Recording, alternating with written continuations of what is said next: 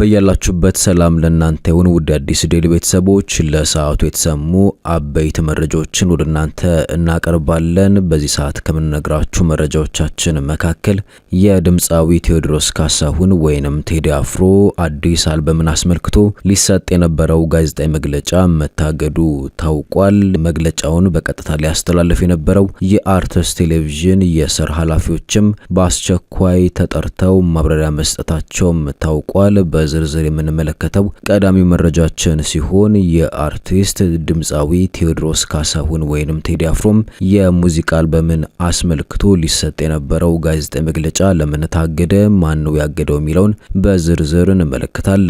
በሌላ በኩል በአማራ ክልል በሐኪሞች ላይ የሚፈጸመው እገታና ግድያም ተባብሶ መቀጠሉን የሚገልጹ ሪፖርቶችም እየወጡ ይገኛሉ። እነዚህን መረጃዎች ዝርዝር አድርገን በስፋት እንነግራችኋለን።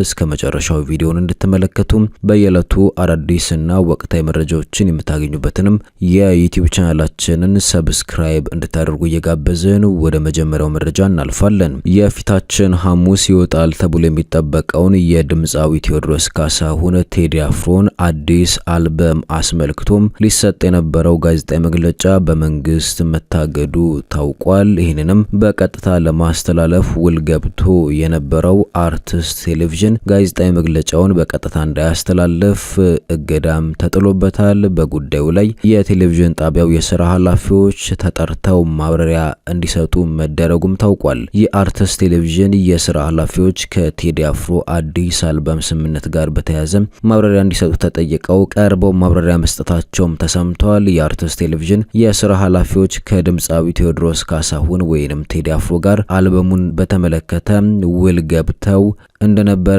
ማስታወቃቸው ይታወሳል። ሆኖም ይህን ጉዳይ በተመለከተ ማብራሪያ እንዲሰጡ የኢትዮጵያ መገናኛ ብዙሃን ባለስልጣን መጠየቁና እነሱም ቀርበው ማብራሪያ መስጠታቸው ታውቋል።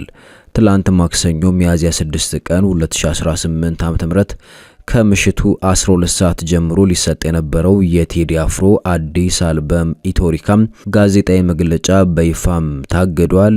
ድምጻዊው ከተለያዩ ጋዜጠኞች ጋር የሚያደርገውን ይህንን መግለጫ በቀጥታ ስርጭት ለማስተላለፍ ከአርትስ ቴሌቪዥን ጋር አስቀድሞ ስምምነት ተፈራርሞ የነበረ ቢሆንም ከመንግስት በቀረበ ጥብቅ እገዳ ምክንያት የቀጥታ ስርጭቱ እንዲቋረጥ መታገዱም ታውቋል። ምንጮች እንዳረጋገጡትም ትላንት ረፋድ ላይ የቴሌቪዥን ጣቢያው ስራ አስፈጻሚን ጨምሮ የጣቢያው ስራ ኃላፊዎች በኢትዮጵያ መገናኛ ብዙሃን ባለስልጣን ዋና መስሪያ ቤት በመገኘት ስለ ስምምነቱ ማብራሪያ መስጠታቸው ታውቋል። ድምጻዊ ቴዎድሮስ ካሳሁን ከ8 ዓመታት ቆይታ በኋላ ኢትዮሪካ የተሰኘውን አዲስ አልበሙን የፊታችን ሐሙስ ሚያዝያ 8 ቀን 2018 ዓ.ም ከቀኑ 8 ሰዓት ጀምሮ በተለያዩ ዓለም አቀፍ የሙዚቃ ማሰራጫ መተግበሪያዎችና በዩቲዩብ ገጹ በኩል ለአድማጮቹ እንደሚያቀርብ ማስታወቁም ይታወሳል። የመግለጫው መታገድና የቴሌቪዥን ጣቢያው ኃላፊዎች መጠራት በአልበሙ ይፋ መሆን ላይ ስለሚኖረው ተጽዕኖ ግን እስካሁን በይፋ የተባለ ነገር የለም። የድምጻዊ ቴዎድሮስ ካሳሁን ቴዲ አፍሮን አዲስ አልበም በተመለከተም የተለያዩ ድምጻውያንና የሙዚቃ ባለሙያዎች ዝምታቸውን ሰብረው አስተያየት መስጠትም ጀምሯል።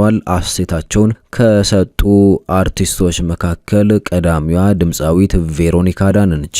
ድምጻዊቷ የኪነ ጥበብ ንጉስ በሚል የጠራችው ድምጻዊ ቴዎድሮስ ካሳሁን ቴዲ አፍሮ አዲስ አልበሙን ለረጅም ጊዜ ዘገየበትን ምክንያትና የግል ማንነቱን የሚገልጽ ምስክርነትን አጋርታለች።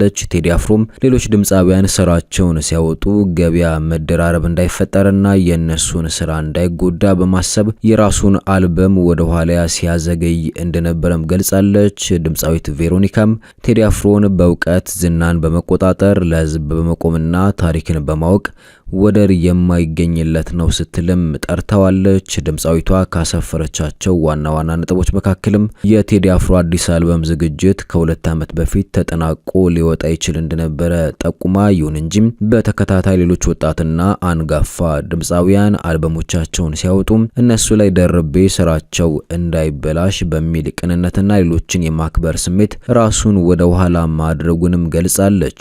ድምጻዊቷ ስለ ቴዲ አፍሮ መንፈሳዊ ጥንካሬ ስትመሰክርም ፈጣሪውን የሚያከብርና በጸሎት ቤት የሚተጋ ሰው ነው ስትልም ጠርታዋለች። ለጥበብ መከበር በተግባር ከለፉት ውስጥ አንደኛውና ዋነኛው ቴዲ አፍሮ ነው ስትልም ቬሮኒካ ዳነ ስለ ቴዎድሮስ ካሳሁን ቴዲ አፍሮ ምስክርነቷን ሰጥታለች። በሌላ በኩል የሙዚቃ ባለሙያው አብርሃም ወልዴም የቴዲ አፍሮን አዲስ አልበም አስመልክቶ አስተያየቱን አጋርቷል። የቴዲን አልበም ምን ጊዜም ጓጉቼ የምጠብቅ ሰምቼም የልቤ የሚደርስልኝ ነኝ ያለው አብርሃም ወልዴም ዝም ሲል እንደ ኮረፌ ሊፈላ ሲዘገይ እንደ ወይን ሊጣፍጥ እንደሆነ አውቃለሁ። የአሁኑ ደግሞ ጠበል ነው መሰለኝ ልክፍት ያለባቸውን የነካቸውን ማስለፍለፍ ጀምሯል ሲልም ሐሳቡን አጋርቷል። በዚህም የአርቲስት ቴዎድሮስ ካሳሁን ቴዲ አፍሮ የሙዚቃ አልበም ነገ ሐሙስ ሚያዝያ 8 ቀን 2018 ዓ.ም ከቀኑ 8 ሰዓት ላይ በአርቲስቱ ይፋዊ የዩቲዩብ ገጽ ይለቀቃል ተብሎ ይጠበቃል። በሌላ መረጃ በአማራ ክልል በሚገኙ ሐኪሞች ላይ የሚፈጸመው ከእገታ እስከ ግድያ ያለው ጥቃት ተባብሶ መቀጠሉን የሚገልጹ መረጃዎች እየወጡ ይገኛሉ። በአማራ ክልል በመጋቢት መጨረሻ ሳምንታት በተፈጸሙ ጥቃቶች ብቻ 3 የጤና ባለሙያዎች ሲገደሉ ሌሎች 3 ባለሙያዎች መታገታቸውንና አንድ ሐኪም ደግሞ መታሰሩን ምንጮች መግለጻቸው ተሰምቷል። በአማራ ክልል ውስጥ በመንግስት ኃይሎችና በታጣቂዎች መካከል ግጭት ከተቀሰቀሰበት ከ2015 ዓ.ም መጨረሻ ጀምሮ የጤና ባለሙያዎች ከባድ ዋጋ እየከፈሉ እንደሆነም ተነግሯል። ለአብነትም መጋቢት 24 በሰሜን ጎጃም ዞን ሰሜን ሜጫ ወረዳ ሐሙሲት በተባለች አነስተኛ ከተማ የሚያገለግሉ 3 የጤና ባለሙያዎችን ጨምሮ ሰዎች መገደላቸው ታውቋል። በአካባቢው ግጭት እንደነበረ አንድ የተጎጂ ቤተሰብ የተናገሩ ሲሆን ከፋኖ ታጣቂዎች ጋር ትስስር ያላቸው የመገናኛ ብዙሃንም ግጭት መካሄዱን ዘግበዋል። ባለሙያዎቹ በውጊያ የቆሰለን የፋኖ ታጣቂ አክመው በባጃጅ እየተመለሱ ሳለ መራዊ ከተማ አካባቢ ቻይና ካምፕ የሚባል ስፍራ ሲደርሱ ከባጃጅ ሹፌር ጋር እንደተገደሉም አንድ የሟች ቤተሰብ አባልም ተናግረዋል። ሁለቱ የጤና ባለሙያዎች አብዮት ፋና ጤና ጣቢያ የሚሰሩ ባለሙያዎች ሲሆኑ አንደኛው ባለሙያ ደግሞ በግል ክሊኒክ የሚሰራ እንደነበረም ተገልጿል። የጤና መኮንንና የ3 ልጆች አባት የሆነው ቤተሰባቸው ከሟቾቹ መካከል እንደሆነም የቤተሰብ አባሉም ተናግረዋል። የዓለም ጤና ድርጅት ኃላፊ ዶክተር ቴዎድሮስ አድሃኖም ረቡዕ መጋቢት 30 ቀን በወጡት መግለጫም 3 የጤና ባለሙያዎች በጥይት ተመተው መገደላቸውን አስታውቀው ግድያውን ማን እንደፈጸመ ግን ያሉት ነገር የለም። ይሁን እንጂ ግድያውን በክልሉ በመንግስት ኃይሎችና በፋኖ ታጣቂዎች መካከል ግጭቱ የተስፋፋ ባለበት ወቅት የተፈጸመ ነው ብለዋል። ዶክተር ቴዎድሮስ ባለፈው የካቲት ወር ባወጡት ተመሳሳይ መግለጫም እስርንና ድብደባን ጨምሮ የጤና ባለሙያዎች ለተለያዩ ጥቃቶች ኢላማ መሆናቸውን አስታውቀው ዶክተር ጸጋሁን ስም የተባለ ሐኪም በባህር ዳር ከተማ ውስጥ በጸጥታ ኃይሎች ከተወሰደ በኋላ ሕይወቱ አልፎ መገኘቱንም ጠቅሰዋል።